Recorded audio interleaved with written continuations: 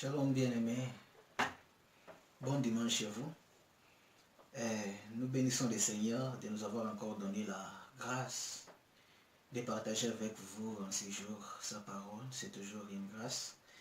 Sans plus tarder, nous allons lire dans le livre de Néhémie, au chapitre 8.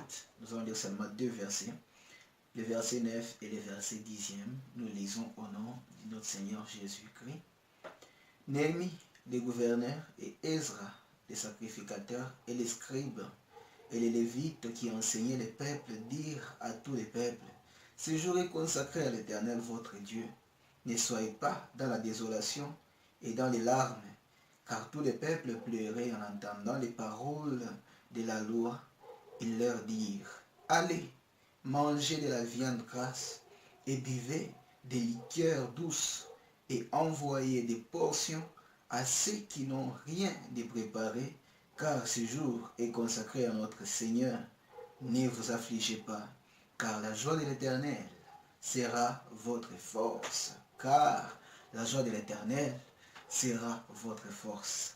Bien-aimés, j'aime cette portion de la parole et j'aime beaucoup la lire, la méditer à chaque fois, parce que ça me fait du bien, car la joie de l'Éternel sera votre force. Oh, qu'est-ce qui se passe ici? C'est Néhémie, après lorsqu'il est rebâtir les murailles de Jérusalem, il a commencé à faire les dénombrements. Après, il a appelé les peuples pour les conscientiser, pour les ramener, parce que avant il y avait du désordre, il y avait rien, et les peuples faisaient ce qu'ils voulaient.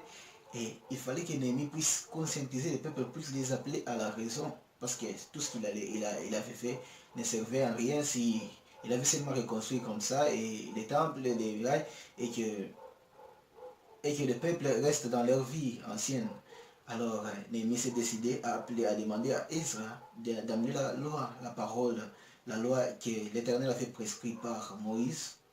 Et ils ont commencé à lire la loi devant les peuples. La Bible dit les peuples étaient attentifs.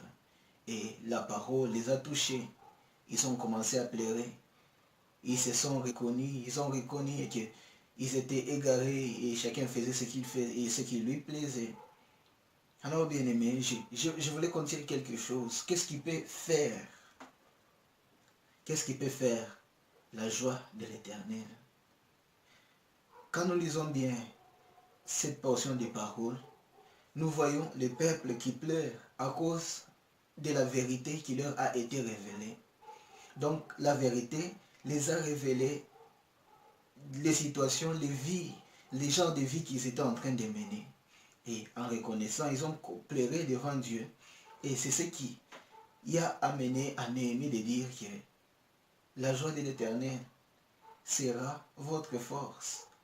Parce que vous avez reconnu, vous êtes rentré devant Dieu. Et en faisant cet acte-là, Dieu sera content de vous. Et quand Dieu est content de vous, et voilà que sa joie va faire votre force. Je vais vous donner un exemple.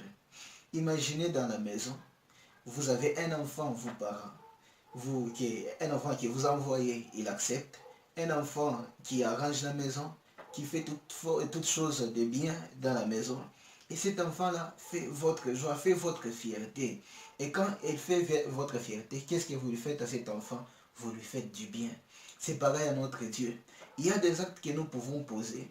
Il y a des actes que nous faisons qui font la joie de notre Dieu. Nous faisons comment la joie de notre Dieu? C'est en respectant sa parole. Quand nous respectons sa parole, quand nous faisons sa volonté, et cela amène Dieu à être dans la joie. Et sa joie, quand Dieu est en joie par rapport à nos actions, il nous fait du bien, il nous protège, il nous donne ce que nous demandons. C'est ça que l'Éternel, sa joie, fait notre force dans ce sens-là. La Bible dit, par exemple, qu'il y a la fête au ciel lorsque une âme s'est convertie en Jésus. En faisant cet acte-là d'évangélisation, vous faites la joie de l'Éternel. Et quand vous le faites, Jésus est en joie. L'Éternel est en joie. Et sa joie nous donne des bénédictions. Sa joie nous donne la guérison. Sa joie nous ouvre des portes. Et c'est ça notre force qui est révélée par sa joie qui nous redonne encore, nous, de l'espoir qui nous redonne encore des choses que nous demandons à Dieu. Voilà, bien-aimés. Alors je vous exhorte à poser de bons actes. Je vous exhorte à faire des choses qui vont faire à ce que Dieu soit dans la joie. Et lorsqu'il sera dans la joie, il va nous déverser des bénédictions.